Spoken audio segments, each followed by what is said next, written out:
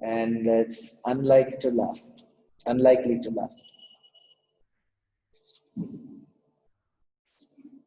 Any other news?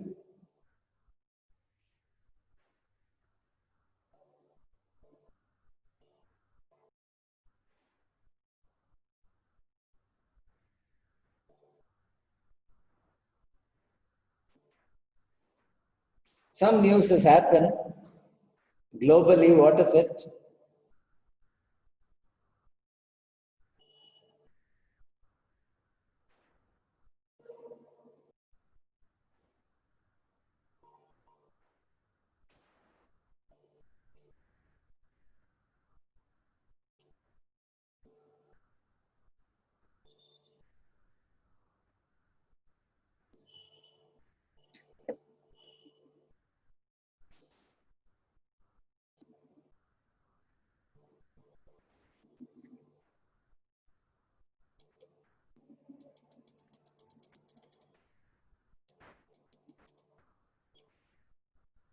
Yeah, what did the Federal Reserve have to say? So the Federal Reserve chairman spoke. So it is the annual meeting of central bankers in the US, held in a place called Jackson Hole. And the Federal Reserve governor spoke. And what did he have to say? Chairman of the Federal Reserve. Who is the chairman of the Federal Reserve, by the way? US Federal Reserve?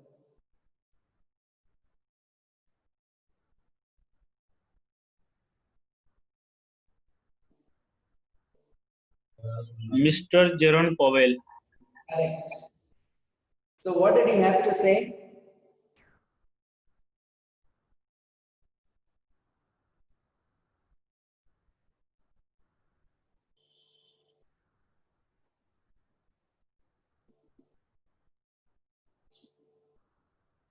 Yes?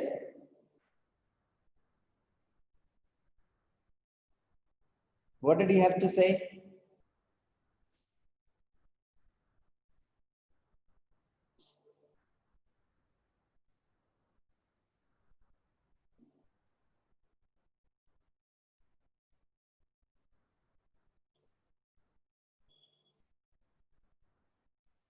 Economic policy about the country, sir. Yeah. Go ahead. Type in the chat so everybody can see.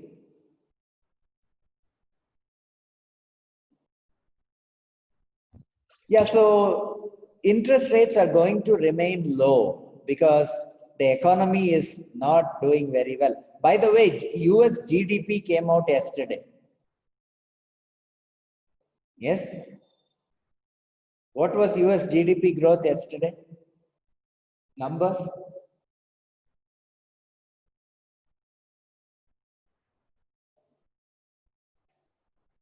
Quarterly numbers?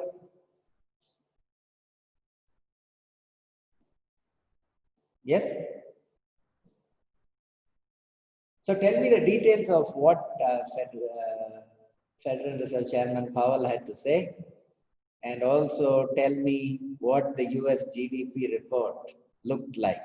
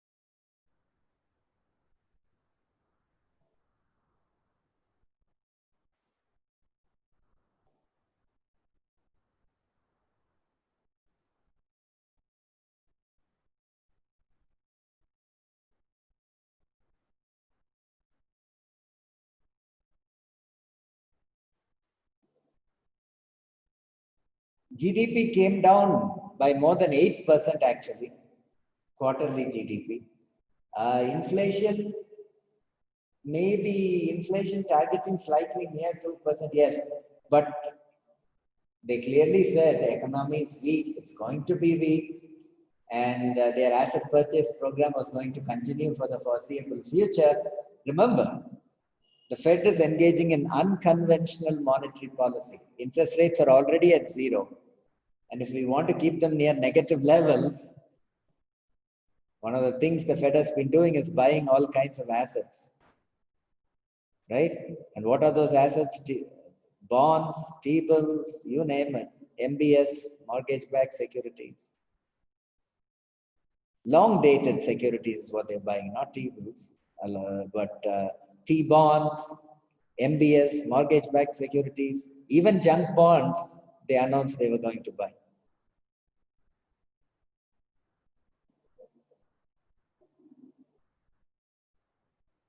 So what did they say regarding employment?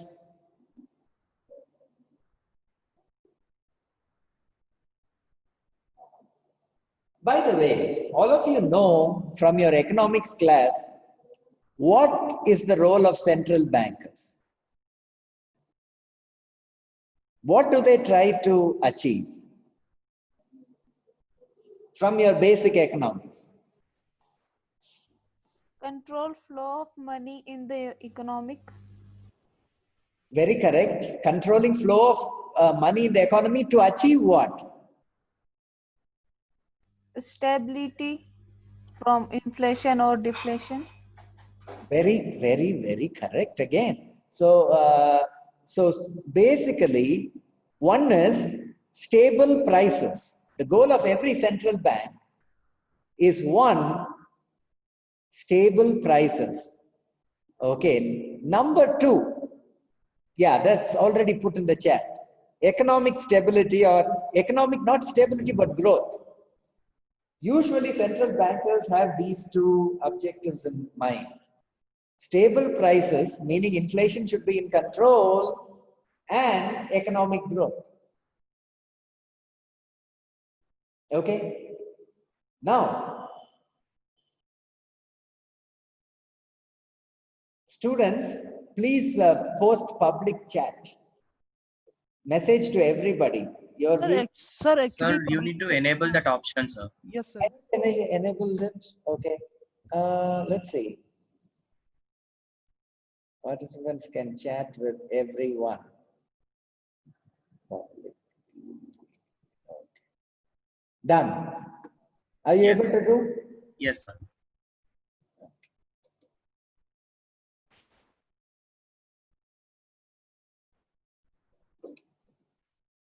Okay, I will take revision class. So if you have price stability, you will automatically have currency stability. Now, before I start the revision class, this is very, very important. You should understand what the central bankers are trying to do today. So right now, what are the central bankers in the world trying to do? What are they trying to do? Which are they worried about? Price stability or economic growth? Economic growth. Very correct again. So economic growth is what they are worried about.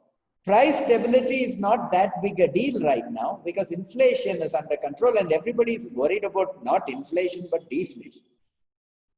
So tell me something. What is easier to do? Stimulate a weak economy or cool a strong economy? If an economy is too strong, cool it off. Which one is easy? Second one. Cool it off, sir. To cool a strong economy. Okay, so that's correct. You are an economist? Are you your basic? No. Yes, sir. I'm interested in economics. Very good. Keep it up. You will do very, very well if you are interested in economics. So the thing is, you have to see central bankers right now are worried about growth. Inflation is really not there anymore. Every now and then it spikes as it did recently. So very easy to cool down a overheating economy. All you need to do is raise interest rates. That's it. And then you can cool the economy and inflation can be controlled. However, it is almost very, very difficult to stimulate an economy that it is in a recession or depression. In Japan, they have tried this for 30 years. It has not worked. Since 1989, Japan is experiencing recession. Interest rates are negative in Japan. So how you cannot reduce them any further, can you? So this is the problem central bankers have. So they are trying everything to make the economy recover, but unfortunately not just happen. And this is going to be a very, very big problem. Ultimately, the stock market is going to figure out that the economy is not going to recover, profits are not going to recover, and it is going to go back down. So this is what you have to be very careful about. This is exactly how the situation was in February, even before COVID happened. Okay, the economy was still just plodding along. It was not doing exceptionally well. Okay. So this is the problem central bankers are collectively facing today. You take it, name it everywhere. Look at every central bank, whether it be the European Central Bank, UK Central Bank, Federal Reserve, here the RBI too. Even though inflation is slightly a problem here, it's not that big a deal compared to what we need to how we need to stimulate our growth. So that's something you guys need to keep an eye on. Okay, now what area do you want revised?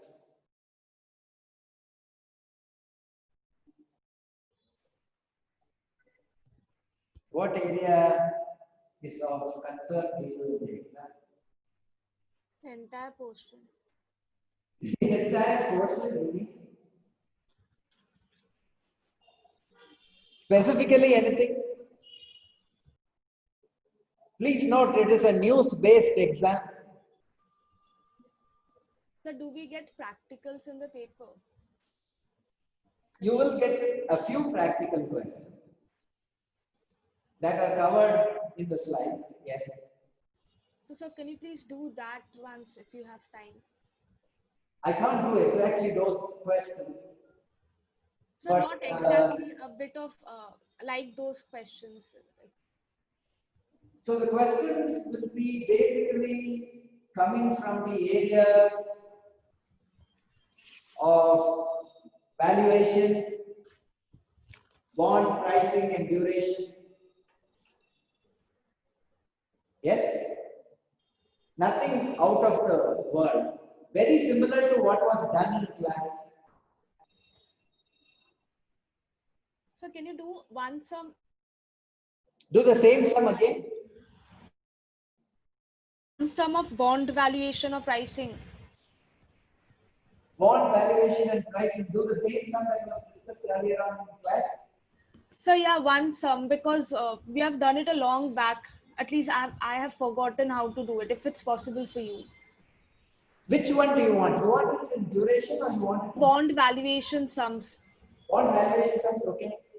What else? All the news that has happened post and pre and post COVID. 1 year time.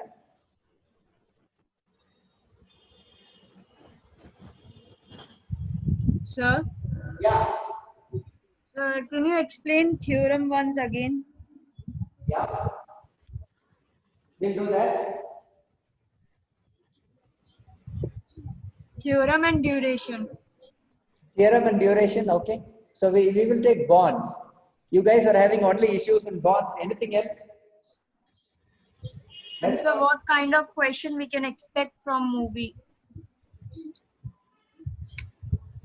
any question can come from the movie. Particularly, how did those people make a lot of money? And can you do it now? Can you apply that concept here?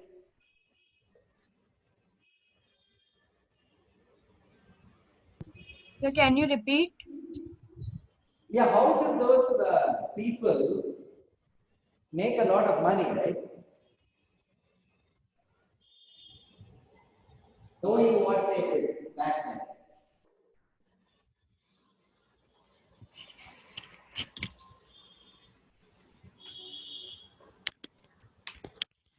So you should know the situation behind the movie, what was happening. So those kind of things.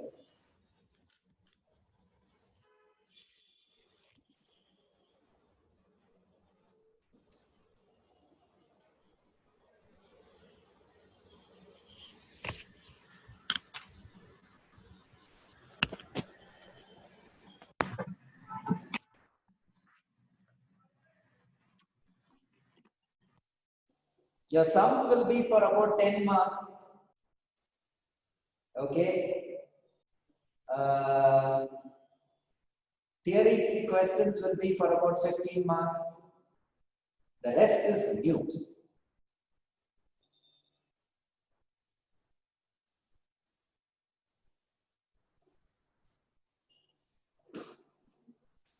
When is the SAPM exam?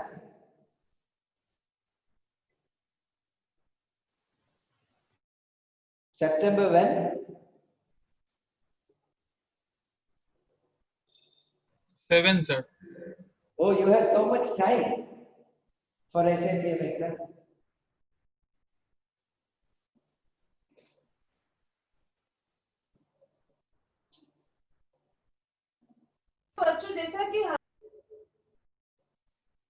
Yes?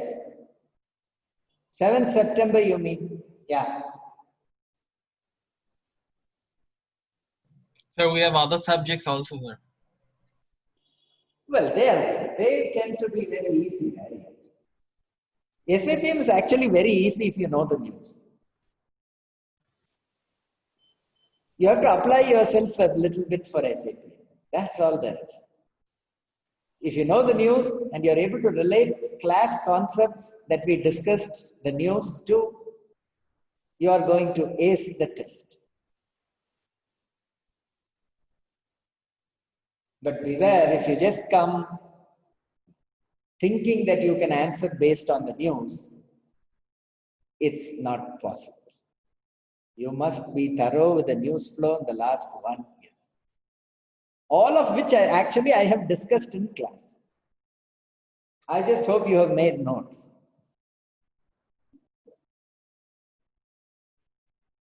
Other subjects you can manage. I mean, they will ask direct questions usually from what they have taught in class, right? So it's okay. It's a good experience for you. It'll be a good experience. And nobody fails SAPM unless you try very hard. Okay. In the midterm, it's a challenge for most people.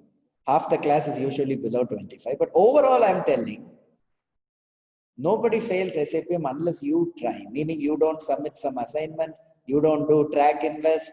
If you don't do these things, your internal marks go for a toss. But otherwise, that's why I say you have to really try to fail SAPM.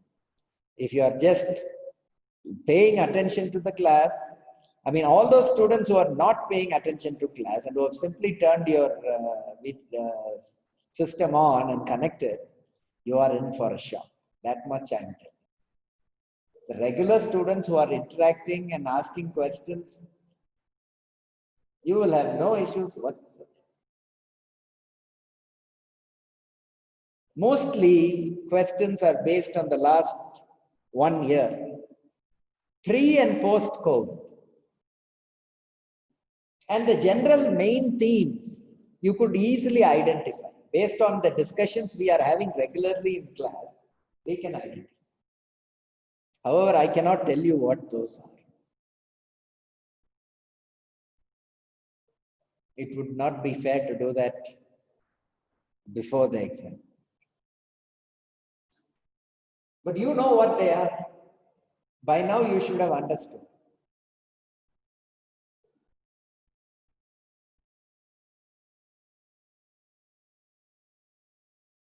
Think about all the practical stuff we have done in class and prepare on those.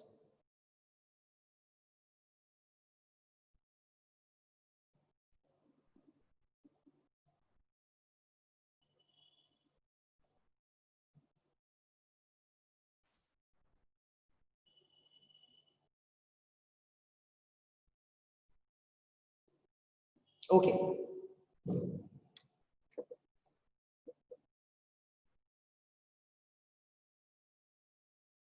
The index has risen, but many stocks have fallen. You are right. Bearish divergence. Few stocks are going up, both in the US and here. Much like in February, and you know what came next.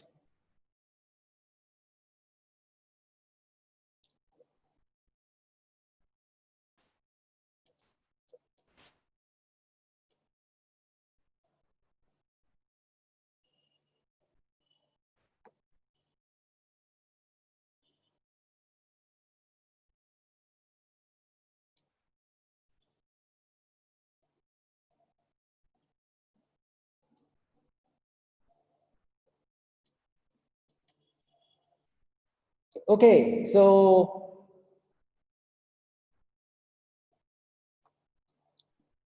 you pay attention to market breadth. Later on, I think I've already begun technical analysis. I don't know whether we talked about market breadth there. Market breadth should be positive as long as the advances is continuing. So stock market is going up, but market breadth is barely positive. Few stocks are holding up the market. And in fact, yesterday we saw market breadth was negative in the class. Not yesterday, the day before, I think, when we were looking at it. So that cannot happen. So a top is forming, but unless the moving averages cross, we cannot say for sure. So you have to just be patient if you want to sell short. But it is coming. Valuations are telling 33.5 PE on the Nifty. Way overvalued. Okay. So the first theorem, just brushing up the theorems, bond prices and interest rates move in opposite directions.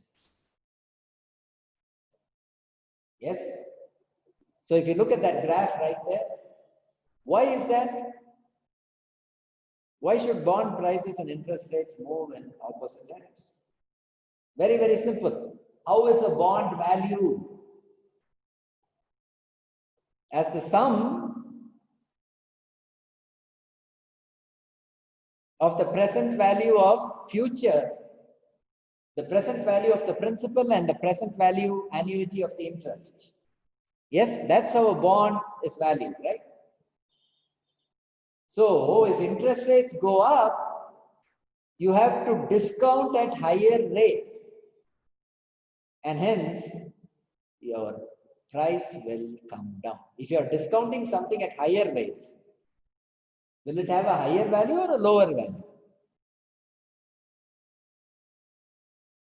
Lower value. Obviously, it will have a lower. Okay. Is that clear?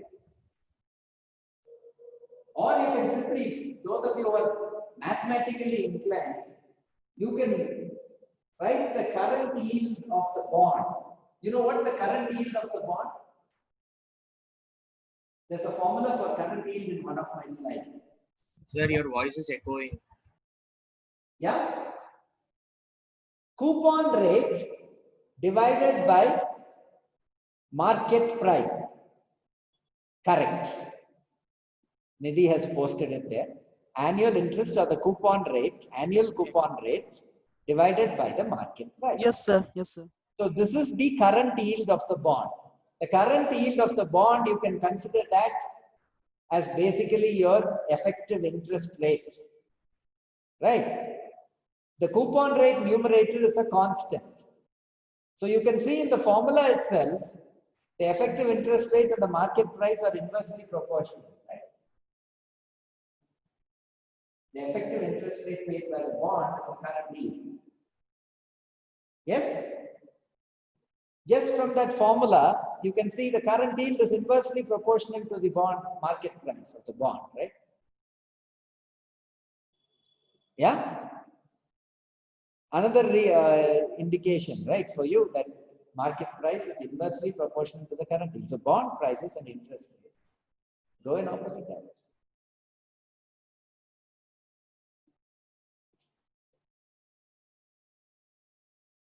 Yes, clear on that? Any questions?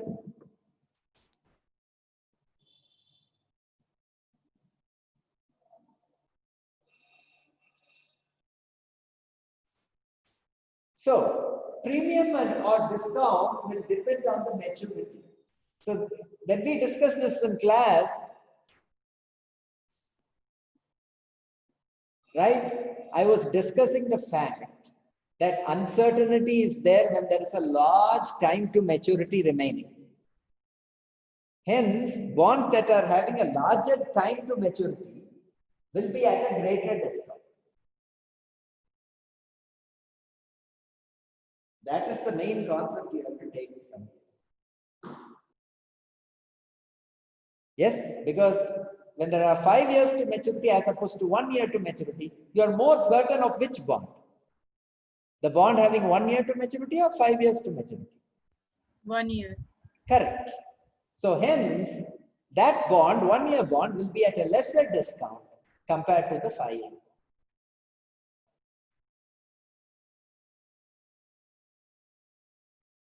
Sir, Yeah. what is the role of premium and discount in this theorem? What is the role of Premium and discount in this theorem. premium and discount in what? In this theorem. No, it is just saying greater the maturity period, greater will be the discount and lesser the premium. So because of the uncertainty element involved, this happens. Nothing more, nothing less. Yes?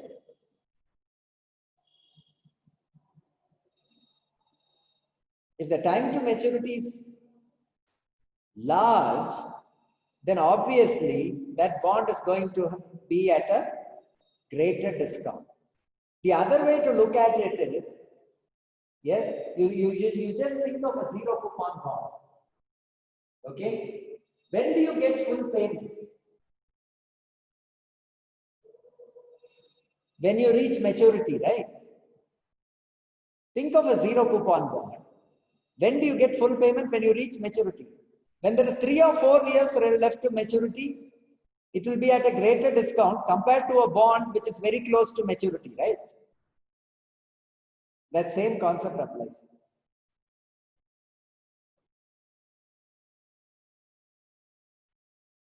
Clear on that?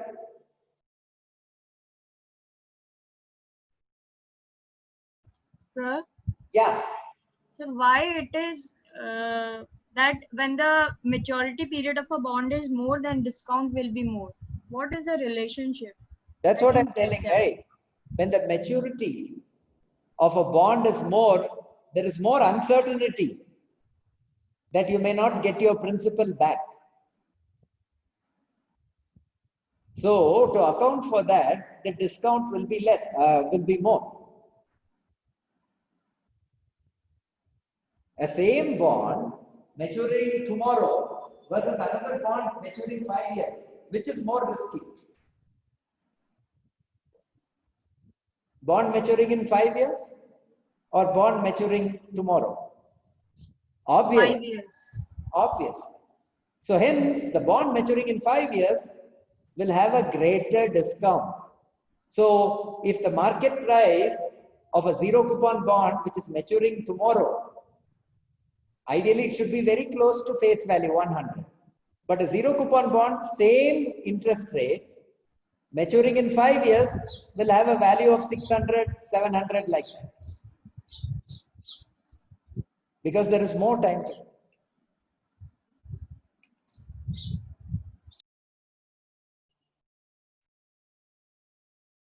So again, this premium concept is the inverse, right?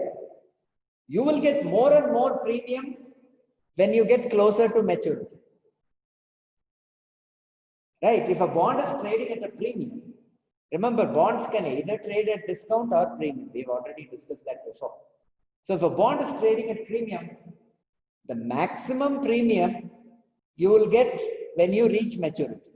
Before that, the premium will be less. When we get closer and closer to maturity, you will get the correct premium. Same concept.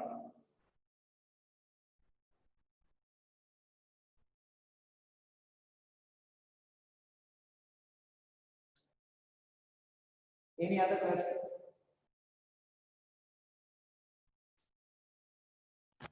So the same, what happens when the bond is traded at discount, sir? Just now I explained.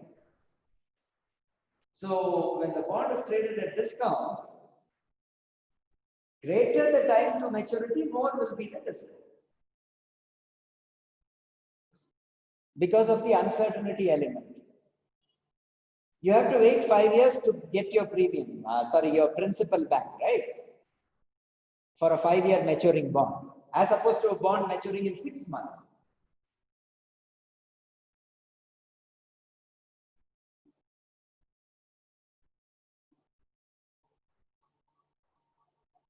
Don't confuse discount and premium. They are two different things.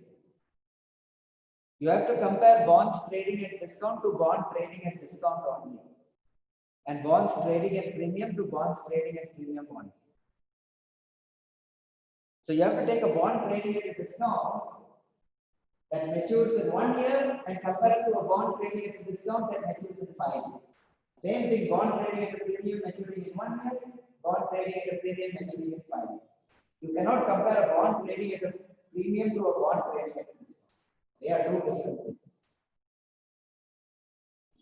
A bond may either trade at a premium or at a discount. It can't be both.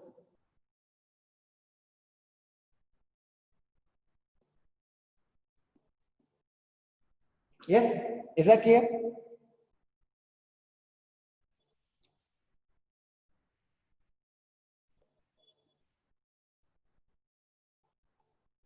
All right. Yes. Anyway, this is information only. You should understand the concept behind this and as to why. No, the point I was trying to make was you have to compare bond trading at premium to bond trading at premium and bond trading at discount to bond trading at discount. You cannot compare a bond trading at a premium to a bond trading at a discount. They are two different things.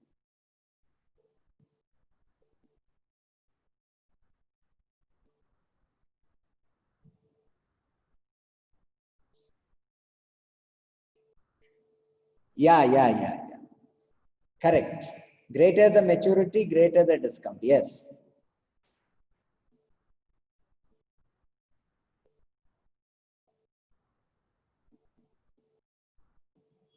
Okay, so now this.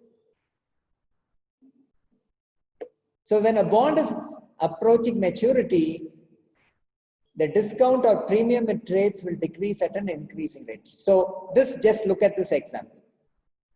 Okay, so you are seeing the discount of a bond that is going from time to maturity. So this also incidentally explains the previous theorem. Just look at the prices. The discount is lower when maturity period is lower. Yes, the value of the bond is higher when maturity period is lower. If you look at the first two columns. So when there is more time to maturity, greater discount. Can you see? Time to maturity more, greater discount. Always use examples, very easy to understand. So now,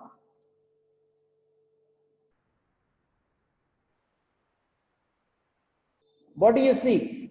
So in year 5, the discount is 380. From that, the discount in year 4 is 320. So what is the difference between 380 and 360? 380 and 320. So 60, so 60. 60. Then 320 to 250, 70. Write it down. Yes, sir. 50 to 170, 80. 80, And 170 to 85, 85. 85. So it is decreasing at an increasing rate. Yes, sir. Is that right? Yes, sir. 60, 70, 80, 85. Always use examples and don't memorize stuff. Easy to understand. You can give the first two the same table for the previous example also. Discount is more when maturity period is more. Sir, Yeah, so what is decrease at increasing rate? just now I explained. 60, 70, take the difference between 380 and 320. 60. 320 minus 250, 70.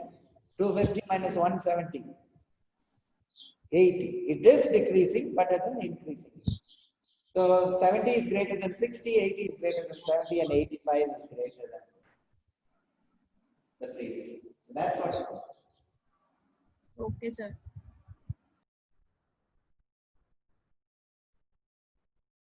Okay. Any others? So these two are again concepts.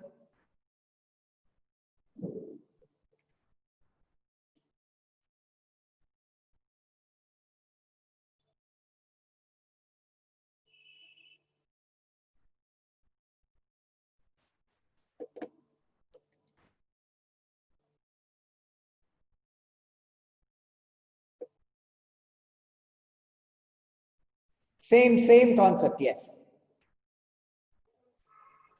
No, it will Sir? the same concept will apply. Decrease at an increasing rate. Same thing. So as you come closer and closer to maturity, your premium will start increasing, but the difference will be what? Reducing. Yes, correct. You are right, you are right.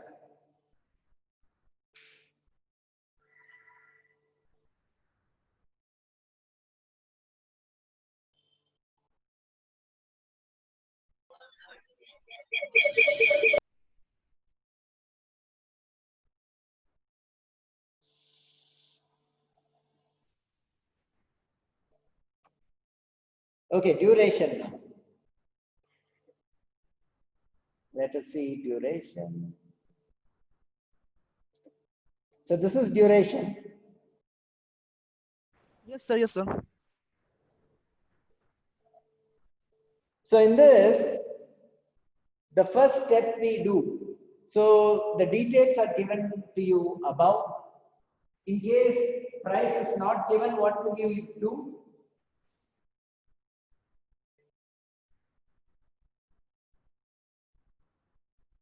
In case price is not given, what will you do?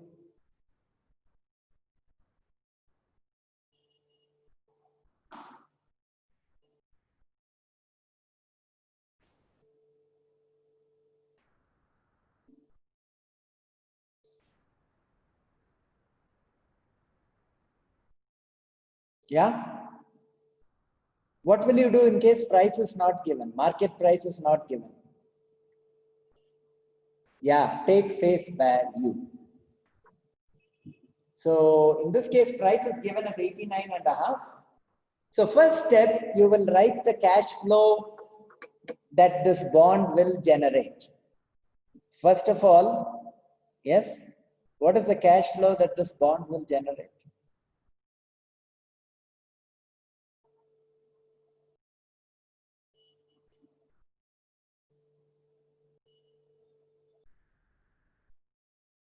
What will you get in the first year? 15. Interest. Yeah, only 15, interest. sir. Interest. Yeah, so in the first 5 years, you will get only interest. In the last year, you will get your money back also, principal. So principal plus interest. Yeah, so that's correct. 100 into 15% is the interest. Last year, 6th year, you will get principal and interest. Okay. Now we have to find the present value of this at the yield to maturity. Okay. Present value of this at the yield to maturity. So PV factor 18% is the yield to maturity 1 year. What is Sir, that? your voice is echoing, sir. Yeah, in the classroom it echoes. So find the PV factors. Refer to my Excel, which I put up in the sheet. 15 is the cash flow. What is the PV factor, present value of this? 18% 1 year, what is it?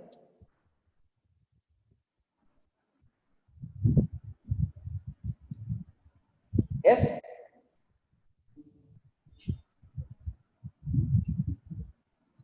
Sir, Yeah, sir, do we require to use the annuity table in this?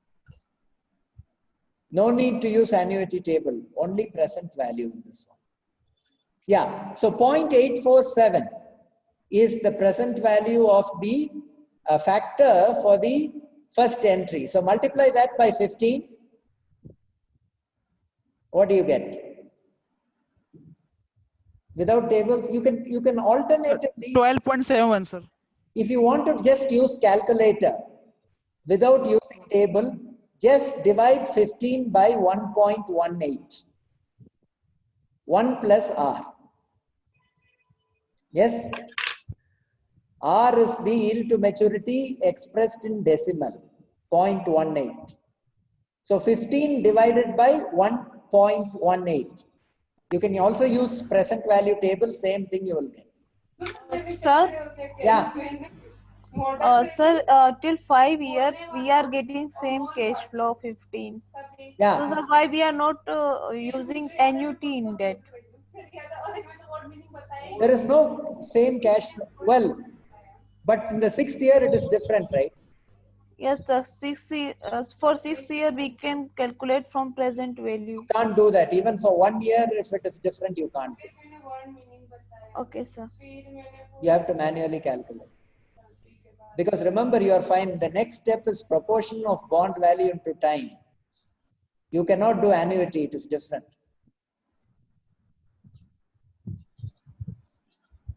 Okay, so the next entry would be 15 divided by 1.18 square. What is the present value factor for the second year? Yeah, 0.718, multiply that by 15.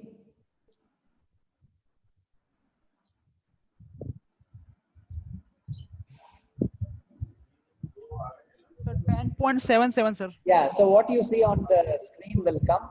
Do that for all the years. Sir, next is the 15 divided by 1.18 key power 3, right? Correct. Yeah. Okay, sir. Like that you do for all the years.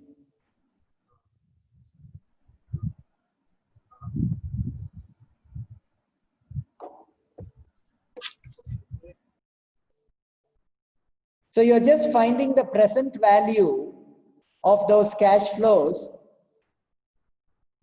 at 18% and the year.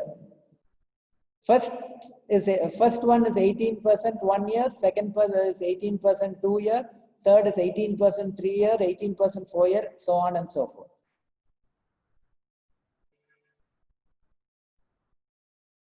And once you find the present value factors, multiply by the cash flow to get the present value of all the cash flows, which is what you see on your screen.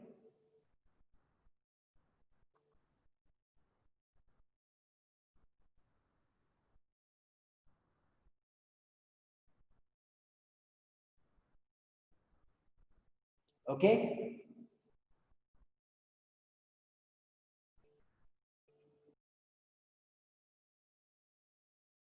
Okay, the next step is finding the bond values proportion. So you take the present values and divide by the market price. If market price is not given, we divide by face value. So in this case, market price is given as 89.5. So divide all those PV values in column 3 by 89.5. Which is the market price of the bond. So 12.71 divided by So 0.14. yeah, 10.77 divided by 89.5. 9.14 divided by 18 and a half, 6.56, and then last one, 42.55 divided by 89 and a half. Sir, when the market price is not given, then divided by face value, 100. Correct. If market price was not given in the sum, you will divide by 100. Okay. Okay, sir. Now, what happens if market price is also not given or face value is also not given? Can you find duration?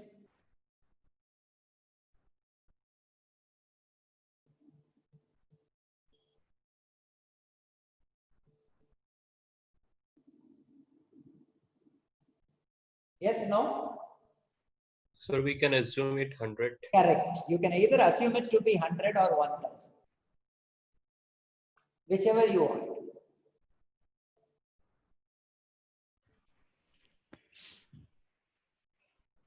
Okay. So all of you are getting proportion of bond value. Yes, sir. Okay. So that you multiply by the time you see in column 1.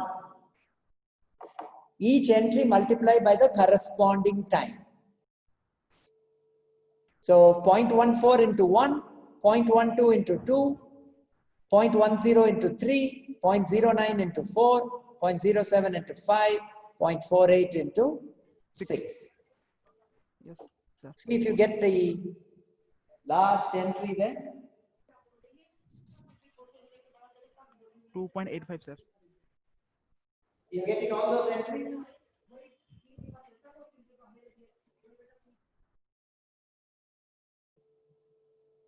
Yes, no?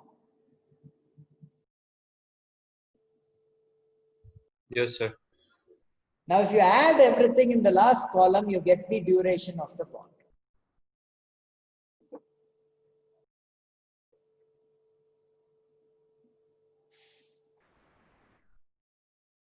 Yes, sir. 4.26, sir.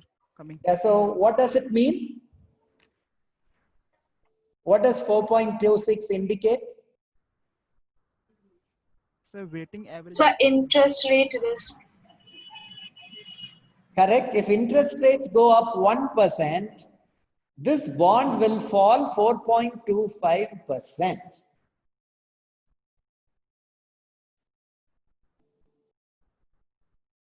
So how much will this bond fall by? What would be the new price of the bond if interest rates go up 1%? So it will fall by 4.25. So tell me the new price of the bond. So we'll deduct it from the market price. Correct. So you deduct 4.25% from 89.5. Yeah, you'll get something like 85.6, 85.3, 85.25, whatever it is. 85.25 is correct, actually. 4.25% multiply by 89 and a half. Whatever is that, you minus that from 89 and a half, you should get around 85.2625.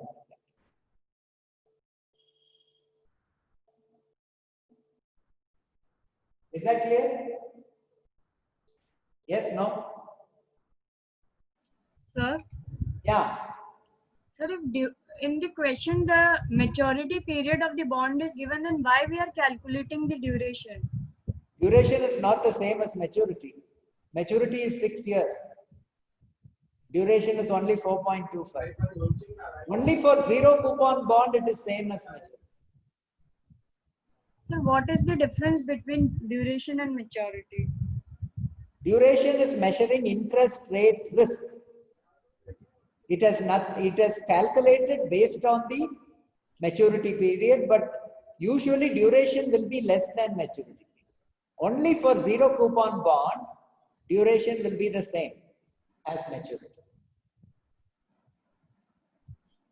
Okay, sir.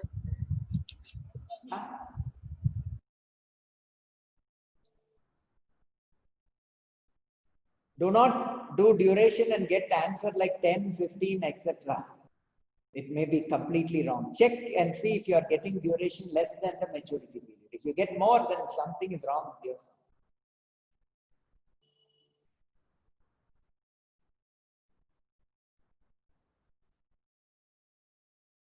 Okay. Anything else?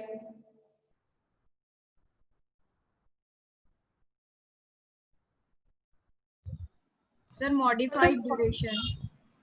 Modified duration is just an extension of duration. So you have to use this formula. So what does it mean is it takes into account the frequency of compounding. So duration divided by 1 plus YTM divided by F.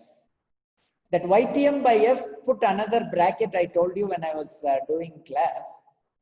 So in this case, modified duration will always be less than duration because duration is in the numerator. Yes? So you have to first calculate duration, then use this formula. Already in the previous page, we calculated duration. So can you please show the first bond valuation sum? First bond valuation sum. I'm out of time. So maybe I can do it over WhatsApp. Sir, So 12:30 we have our class gets over now. So 12:20, sorry. Oh yes. 12:20 I thought. Is it 12:30 or 12:20? We have 13 minutes. 20, sir. You want extra? You're okay with some extra time? So if others also agree because we have free time. Yes, sir. Yes, sir. Yes, sir. You're okay? Okay. Those of you who don't want can go. No problem. Okay. sir, Yeah. sir, what is the difference between duration and modified duration? Okay, modified duration, many people say you should be correctly computing duration if you base it on modified duration because it is taking into account the frequency of compounding, right? So if a bond is paying interest more frequently, semi-annual, quarterly like that, it has to be less risky, right? Because it is taking into account all interest rate changes that happen in between. The reason a bond that is paying only annual interest is more risky is if the RBI comes and change interest rate 2 or 3 times, it is not reflected. Only at the year end we will reflect everything, right? Interest rate is applicable. But if you are paying quarterly or half-yearly, immediately it will be impacted. So hence, the risk of a bond should be less if it pays interest more frequently. So consequently, modified duration captures the risk of a bond better. It's thought to be capturing the risk of a bond better. Is that clear? Yes, sir. Okay.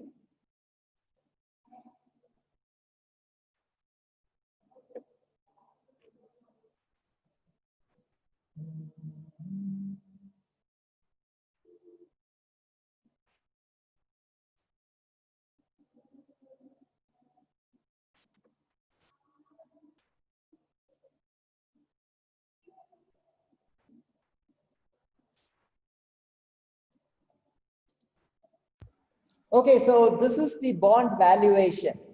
So bonds are valued as the present value of the principal you are going to get in the future and the present value annuity of interest payments. Interest is like annuity, right?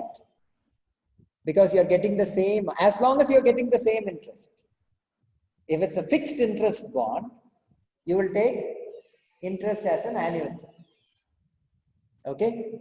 So in this case, what is the principal amount? 1,000. When are we going to get the principal amount back? 10 years. What is the market interest? 13%. Remember, everything is based on market interest. Bonds are discounted based on prevailing interest rates. What interest rates? Market interest rates. So, find the present value at 10 years and 13% of this 1,000 amount. What is the factor?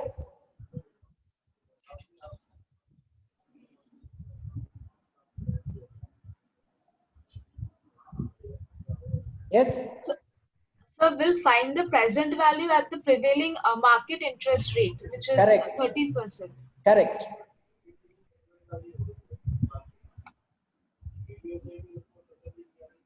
Even before doing the sum, you should realize this bond will be at discount. Why is that? So because we are getting 12%, whereas the prevailing market rate is 13%. Correct. So the coupon rate is less than the market rate. So you should know that when you do the sum, you should get an answer below 1,000. That is your check right there. Now find present value annuity at the same time and multiply that by the annual interest rate.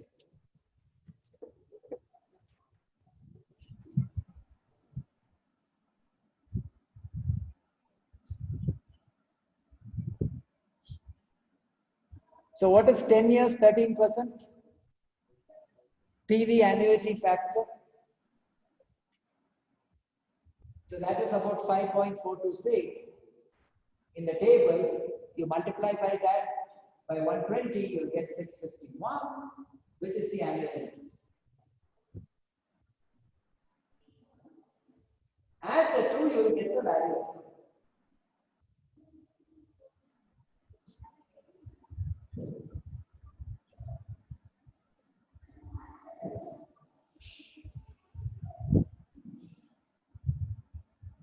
Got that? Yes, no? Yes, no?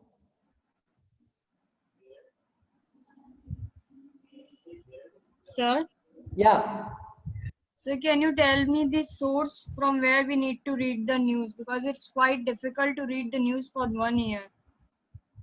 Google, Google, Google, Google. Sir, You cannot read news in a book.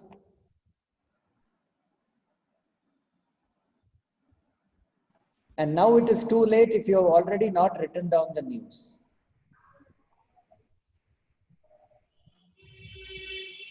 So the coupon rate of 12%, we are using that only to calculate the annual interest. That's it. It is used nowhere else. And also to tell if the bond will be at a premium or discount. That's it. Never use the coupon rate. Assuming you use the coupon rate, if you do the calculation, you will get exactly face value.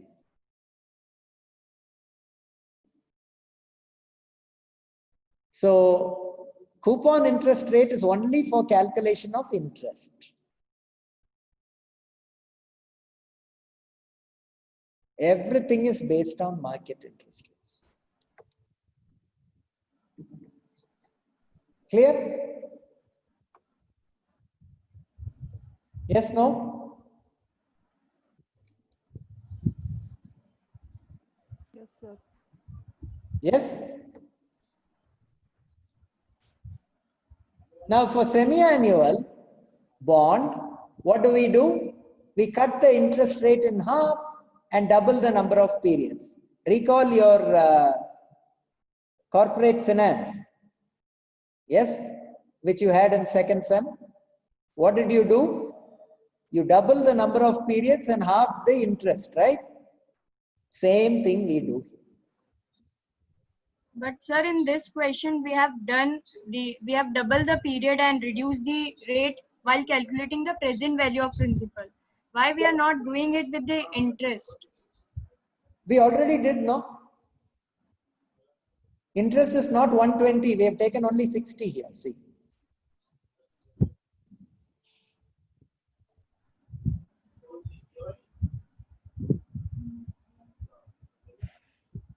Yes? We are only taking 60. Periods has been doubled to 20, interest has half. Yes? So you have done 1000 by 12 into 1000 into 12 by 100. So instead of 12, it should be 6, no? But I divided that by 2. Can't you see? You can do directly 6, no problem. Same thing you will get. You can take 6 by 100 into 1000, no problem. You will get the same 60.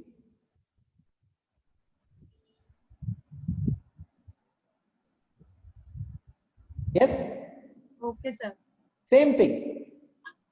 Whether you take the whole 12 and divide by 2 or you take 6, it is the same. No difference.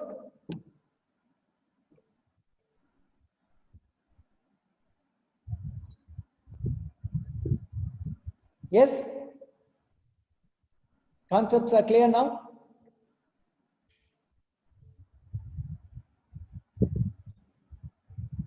So can you tell any specific site which we can use for the news? Okay. There are many. Moneycontrol.com is one. Economictimes.com is another.